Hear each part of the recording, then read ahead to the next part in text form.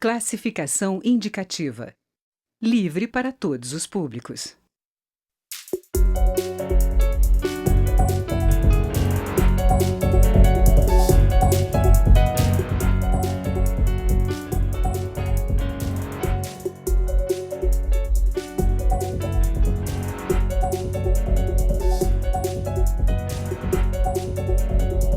Olá!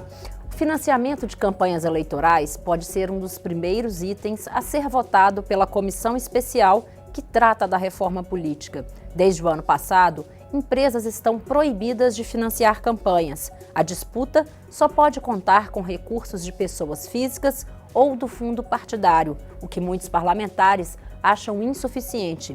As reformas eleitoral e política são o tema desta edição do Câmara Debate. A conversa será com os deputados Marcelo Castro, do PMDB do Piauí, e Padre João, do PT de Minas Gerais. Eu sou Daniela André e este é um programa da Rádio Câmara e da TV Câmara.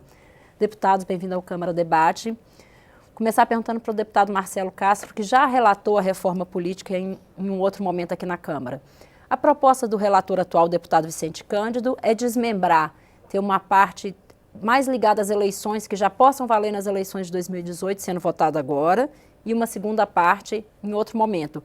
Para essa prioridade, uma das prioridades seria o financiamento, rever essa questão de apenas fundo partidário e pessoa física. O senhor acha que esse é o caminho, deputado? Eu acho que uma das coisas que tem dificultado a reforma política aqui na Câmara é a gente já querer botar para viger na próxima eleição. Então, por exemplo, nós estamos em 2017. A eleição será o ano que vem, em 2018. Qualquer transformação mais profunda, qualquer modificação mais profunda, vai trazer muita insegurança ao parlamentar que vai votar. Então, eu defendo que a reforma política ela possa ser feita gradativa, ou seja, a gente aprovaria tudo que deve ser aprovado agora, mas escalonaria a época de vigência das modificações. Por exemplo, uma modificação tão profunda quanto lista fechada para o próximo ano, isso iria trazer uma instabilidade muito grande nos parlamentares, porque é uma modificação muito profunda para haver uma adaptação partidária, haver uma adaptação do deputado à nova regra eleitoral. Mas, na essência, eu estou de acordo com o Vicente Cândido, de fazer a reforma agora, votaria tudo, mas para viger paulatinamente. Alguma coisa vigeria em 2018, outras iria viger em 2020, outra em 2022 e assim por diante. Senhor deputado Padre João, o senhor acredita que é possível fazer assim etapas a reforma política? Sim, entendo que é importante, embora eu tenha receio se vai prevalecer esta proposta já apresentada pelo relator. Eu acho que determinados itens, conforme o andar da carruagem aqui no Congresso, poderá ser alterado. E concordo também de priorizar o financiamento, né? Porque é uma forma da gente aprimorar a nossa democracia, que está, assim, altamente contaminada pelo poder econômico. O deputado Vicente Cândido está propondo que ainda não apresentou o relatório, mas já anunciou que talvez a proposta dele preveja a criação de um novo fundo exclusivo para o financiamento eleitoral. Isso pode gerar mais incerteza ou mais segurança? Mais segurança. Mais segurança por quê? As eleições no Brasil eram financiadas aproximadamente em 80% pelas empresas. Deu no que deu. Os escândalos que vêm sucessivos... Mas o caminho não seria reduzir o custo da campanha, então, deputado? Exatamente. Como nós não temos mais empresas financiando, nós temos que partir para outro tipo de financiamento. O que é que existe hoje? O fundo partidário e o financiamento de pessoas físicas. O brasileiro não tem tradição de financiar campanhas, como acontece nos Estados Unidos, que milhões de americanos financiam os seus candidatos. Então aqui fica muito difícil de se fazer uma campanha com doações de pessoas físicas, sem as empresas. Que eu sou favorável que as empresas não doem. Essa atitude que o Supremo tomou foi uma atitude correta e eu espero que a gente nunca mude essa ideia que nós temos das empresas não participarem do processo eleitoral. ficar entregue ao fundo partidário e às doações de pessoas físicas. Agora, o fundo partidário, como está hoje, ele é notoriamente insuficiente para bancar as campanhas eleitorais.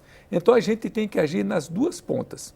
Primeiro, um financiamento das campanhas, que pode vir através de um fundo novo ou de um aumento do fundo partidário. Tanto faz uma coisa como a outra. Segundo, nós precisamos, Daniela, reduzir drasticamente os custos das campanhas eleitorais, que com certeza são as mais caras do mundo. Por que as nossas campanhas são mais caras do que nos outros países? É porque nós temos um número muito grande de candidatos. O eleitor vota no candidato. As campanhas são individualizadas. Imagine se fosse lista fechada, quantos partidos concorreriam em São Paulo? Vamos dizer, 6, 7, 8, 10 partidos. O eleitor escolheria entre 10 chapas, entre 10 propostas. Mas na eleição passada em São Paulo, nós tivemos 1.600 e tantos candidatos a deputado estadual, 1.400 e tantos candidatos a deputado federal. Ou seja, 3.000 candidaturas só para preencher as vagas da Assembleia Legislativa de São Paulo e mandar os 70 deputados aqui para a Câmara Federal. Isso é humanamente impossível. Olha o custo de 3.000 campanhas. Se fosse uma lista fechada, seriam quantas campanhas? Menos de 10.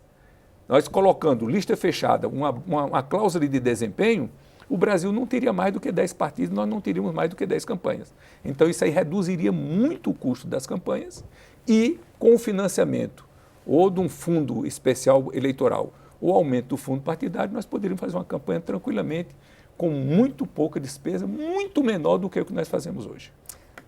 Deputado Padre João, o deputado Marcelo Castro citou que não existe essa cultura do brasileiro doar para as campanhas, pessoa física, ainda são poucos casos.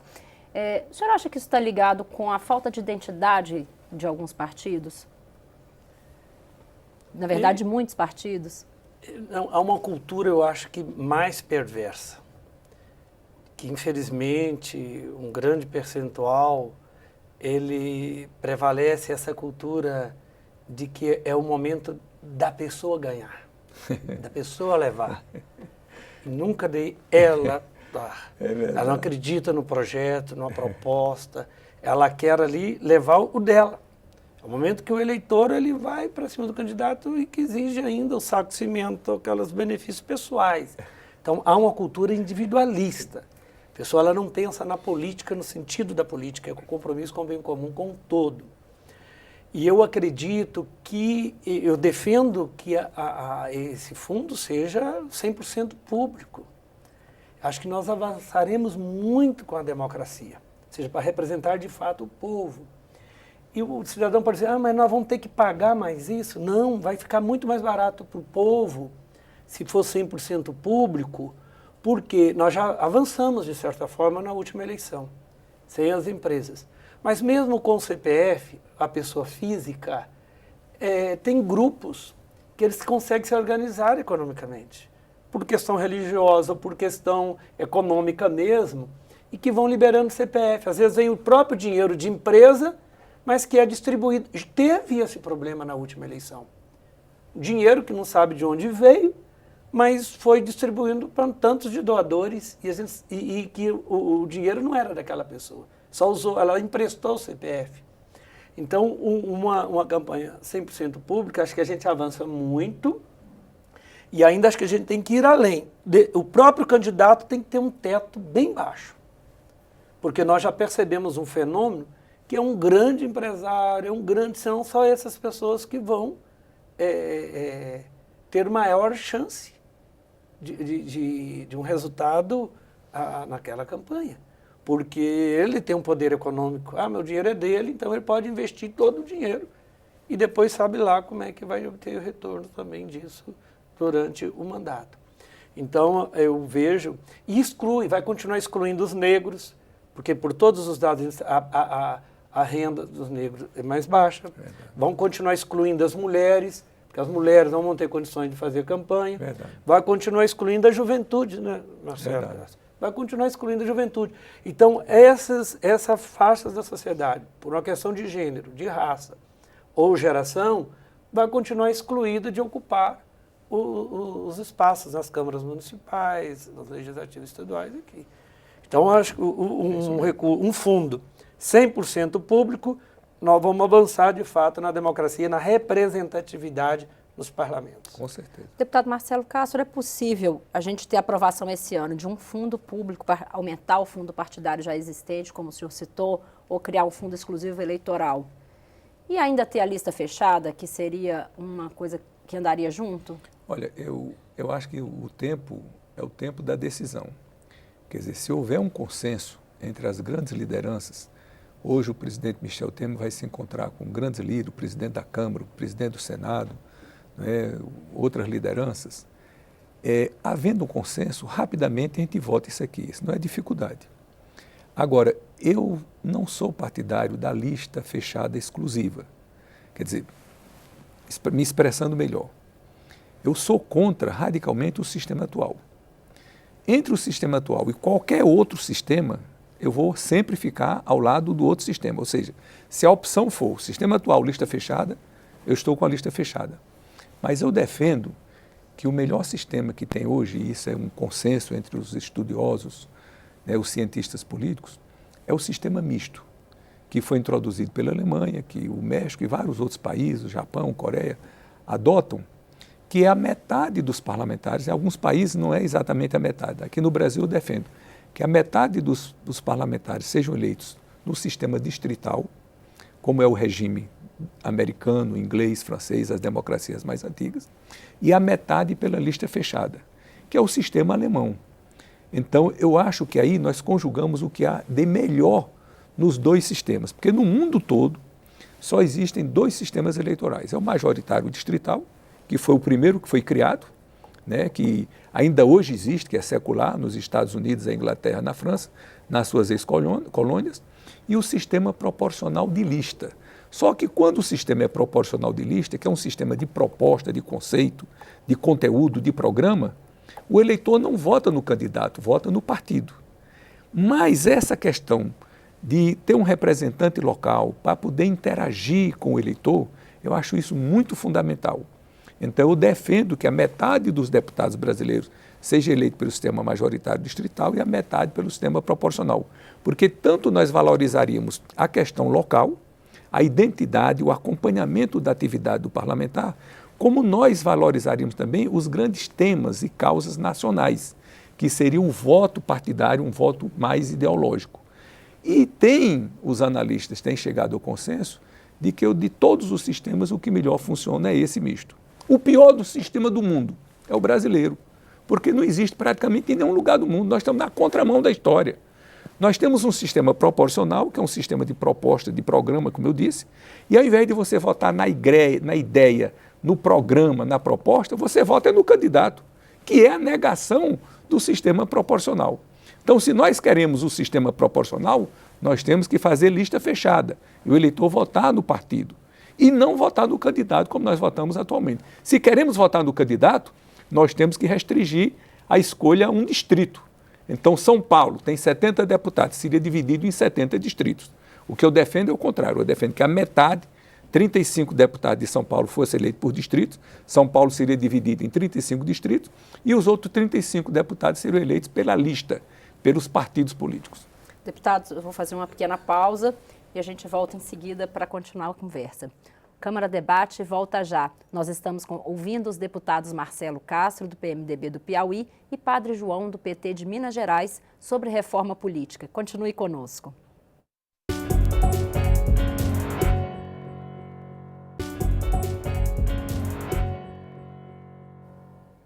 Câmara Debate está de volta. Hoje nós estamos conversando sobre reforma política com os deputados Marcelo Castro, do PMDB do Piauí, e Padre João, do PT de Minas Gerais.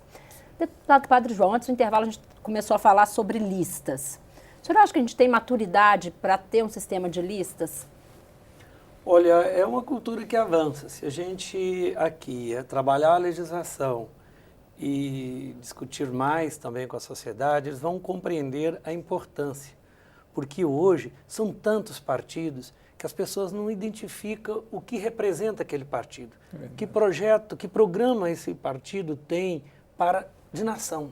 Então, a lista ela vai forçar mais a avançar nessa cultura, que é fundamental, da identidade dos partidos políticos. Infelizmente, hoje, os partidos passam a ser moedas de troca, de negociação. Agora, existe uma acordos. preocupação, uma crítica em relação à lista de que ela reforçaria os dirigentes de partidos, a influência dos dirigentes de partidos. O senhor acha que isso pode ser um problema? Olha, talvez uma regulamentação pode definir os critérios que os partidos, sem ferir a autonomia que tem o partido, mas, no mínimo, os critérios que garantam essa democracia interna partidária e de participação dos filiados, um sistema que tivesse uma consulta. Então, acho que é possível avançar, que os cidadãos filiados participem mais da vida partidária.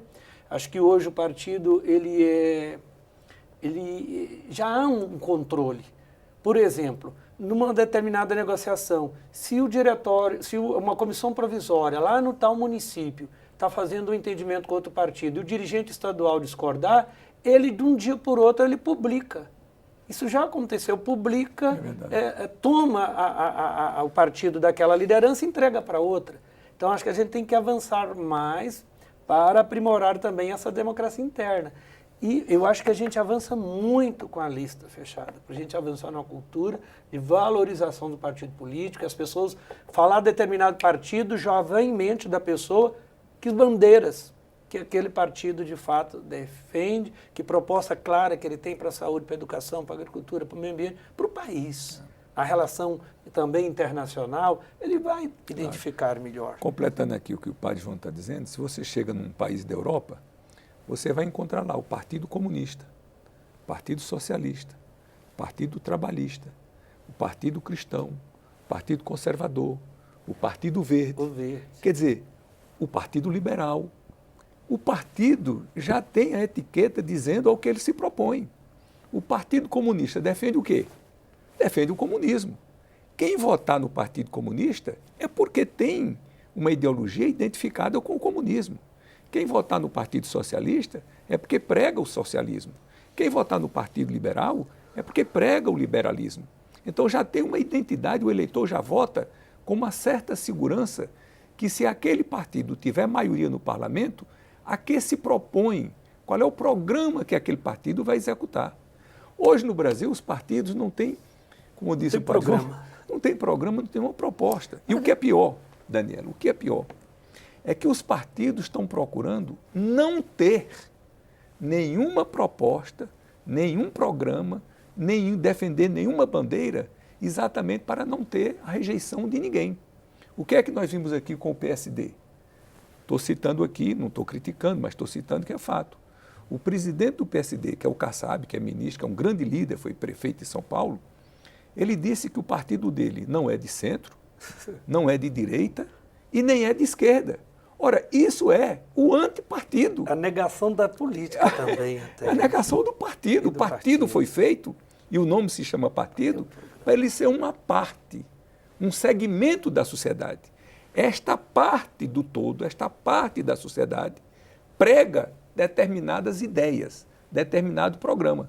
Um partido que não é de centro, não é de direita, não é esquerda, ele não deveria nem ser partido. Agora, deputado, essa confusão acontece nos partidos grandes também, eu estou dizendo que o que acontece com o PSD acontece com praticamente todos os partidos do Brasil. O que eu estou criticando não é que os partidos sejam assim, que são, está errado. Mas é os partidos procurarem ser assim. Não ter nenhuma definição clara, exatamente para não ter nenhuma aversão. Por exemplo, um partido que foi criado recentemente, o PROS. Você sabe o que quer dizer PROS? Partido Republicano da Ordem Social. O que é que quer dizer isso? Partido Republicano da Ordem Social. Isso não quer dizer absolutamente nada. Absolutamente nada. Porque todo partido no Brasil é republicano, não tem nenhum defendendo a monarquia e não tem nenhum pregando a desordem social. Todos os partidos são republicanos e defendem a ordem social. Então, os partidos, isso é que eu acho que o caminho que nós estamos é um caminho completamente errado. Nós estamos na contramão do que nós devíamos fazer. O senhor acha que ao invés de nós estarmos procurando partidos, ao invés de nós estar procurando partidos que tenham identidades, que tenham bandeiras, que dê segurança ao eleitor, que quando votar num partido sabe a que se propõe aquele partido. Pelo contrário, nós estamos procurando formar partidos que não têm nenhuma bandeira, não têm nenhuma identidade, não lutam por nada, não são a favor de nada, para praticar o fisiologismo puro, simples e descarado. Supera o personalismo. A lista fechada, ela supera o personalismo. Então, é importante. Agora, e fortalece o partido. E ainda eu defendo a alternância de gênero. Eu acho que alternar com as mulheres valoriza bastante a questão da mulher. Os eleitores também hoje veem muito essa questão do personalismo. Pessoas famosas ou líderes religiosos sempre levam vantagem aí na hora do voto. Com certeza. Isso se corrige com a lista? Corrige sim. Porque ela vai ter que votar numa proposta. Porque o eleitor fica... Mas ele não conhece a proposta do partido. Por isso que a campanha muda. A lógica da campanha, eu não vou fazer campanha para mim, eu vou fazer campanha de um programa, de uma proposta. Seja quem for, vai ter que cumprir ali. Então, por isso que fortalece a questão do partido, do programa. Os partidos voltarão a ter uma identidade.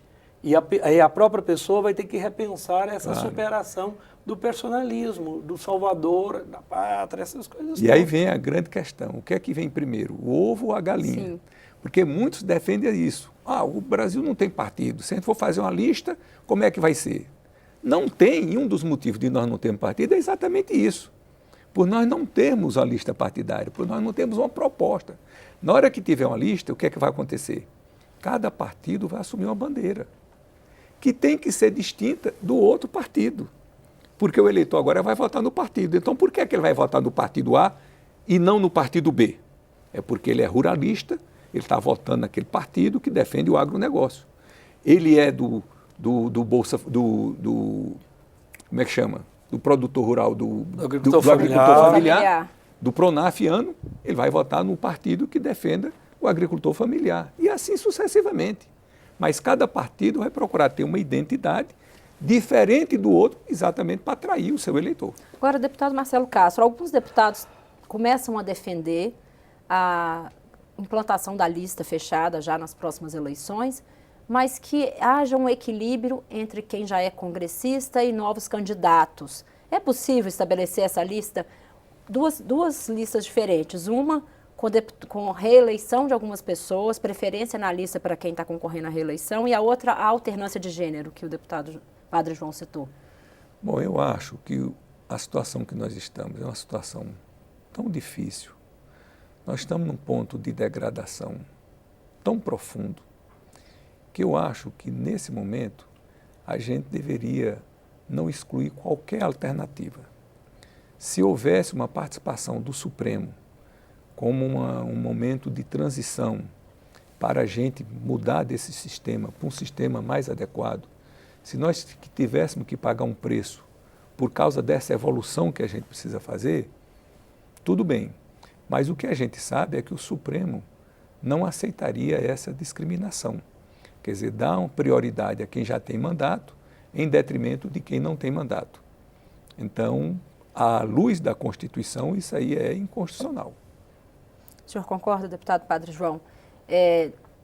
Não é possível distinguir, dentro da lista, existir a lista pré-ordenada, algum mecanismo para reforçar a preferência de quem vai concorrer à reeleição?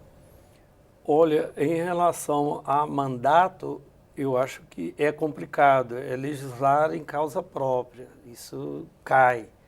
Agora, na questão de gênero, eu entendo que é aprimorar na democracia, é avançar, porque mais de 50% do eleitorado é mulher. E, na verdade, quando está hoje nós temos, na última eleição, foi um grande retrocesso. Tinha câmaras municipais que tinha 2, 3 mulheres e que não teve nenhuma mulher, nenhuma. Então, a representatividade, ela não é autêntica, porque e a mulher, ela tem um jeito próprio de enxergar o mundo, e de propor também solução para as coisas. Então, na política, nós perdemos muito no nosso Brasil devido à baixa representatividade da mulher. Então, uma lista alternando, né, Ou seja, não é só a lista alternando. Na verdade, a pessoa vai ter autonomia, infelizmente, ali de mexer na lista. Então, quando você define já ela ordenada, não uma flexibilidade, nós vamos garantir aqui, sim, uma representatividade das mulheres. Acho que isso é um grande avanço para o país, para a nossa democracia. Grande avanço. Também Por isso que eu acho defendo. e concordo plenamente com isso daí. Deputados, a gente está chegando no fim do nosso tempo, mas antes de encerrarmos, gostaria que os senhores falassem em 1 minuto suas apostas para essa reforma política que pode ser votada esse ano. Deputado Marcelo Castro. Eu acho que esse ano, se houver um consenso, porque aqui eu fiz várias pesquisas já aqui no plenário. Nenhum sistema eleitoral tem maioria. Todos têm mais gente contra do que a favor. Eu elenquei todos os sistemas eleitorais, já é a terceira pesquisa que eu faço. Sempre, qualquer sistema eleitoral que você propuser, tem mais gente contra do que a favor. Então é preciso haver um consenso. Então, PSDB, PMDB, PT, PP, Democratas, tem que se reunir e dizer, olha, não vai ser o sistema que o PT quer, não vai ser o sistema que o PMDB quer, não vai ser o sistema que o PSDB quer, que o Democratas quer, mas vamos fazer um sistema aqui que seja melhor para o país e que evolua. Se nós chegarmos nisso daí, rapidamente nós votaremos, não tem nenhuma dificuldade.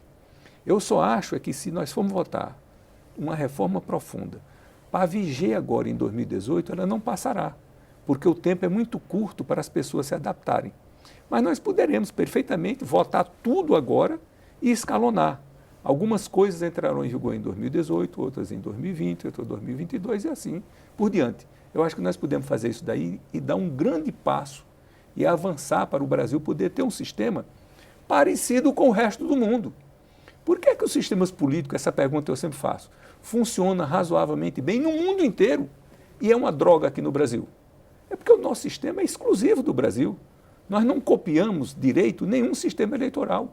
O sistema que vige no Brasil não é o da Espanha, não é o de Portugal, não é o da Holanda, não é o da França, não é da Inglaterra, não é o da Alemanha, não é do Japão, não é de nenhum país. É mais uma chamada jabuticaba, né, deputado? É uma grande jabuticaba que não deu certo.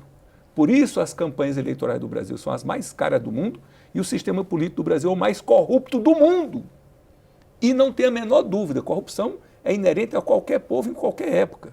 Mas corrupção no nível que está o Brasil, pode ter certeza que grande causa dessa corrupção são os financiamentos das campanhas eleitorais. Deputado Padre João, qual a sua aposta aí para os próximos passos da reforma política? Eu acho que será um grande avanço o financiamento público 100% e a lista fechada com alternância de gênero. Já seria um grande avanço para a democracia. Mas agora eu tenho muito receio de mudança na política. Por exemplo, se o Temer cair, o PSDB assumir um controle da política, eu tenho receio de mudar, de antecipar a coincidência das eleições. E a gente nem ter eleição no ano que vem. Outra pessoa assume o poder, vota essa reforma, a coincidência eleitoral, joga essa coincidência eleitoral para 2020. O TSE tem sido muito cúmplice da ideologia dos tucanos. Portanto, por exemplo, Caixa 2 agora não é crime. Então, o TSE, com esse acordo com o TSE, e mesmo com uma boa parte do STF, e vão passar para a sociedade que nós temos que garantir estabilidade econômica, que nós temos que dar segurança para o mundo inteiro, e essa estabilidade também política, e não ter eleição em 2018. Eu tenho esse receio, e para mim seria um terceiro golpe no país e para o nosso povo brasileiro. Deputados, já é um tema para uma próxima conversa. Eu agradeço a presença dos senhores, a participação, espero que retornem ao Câmara Debate.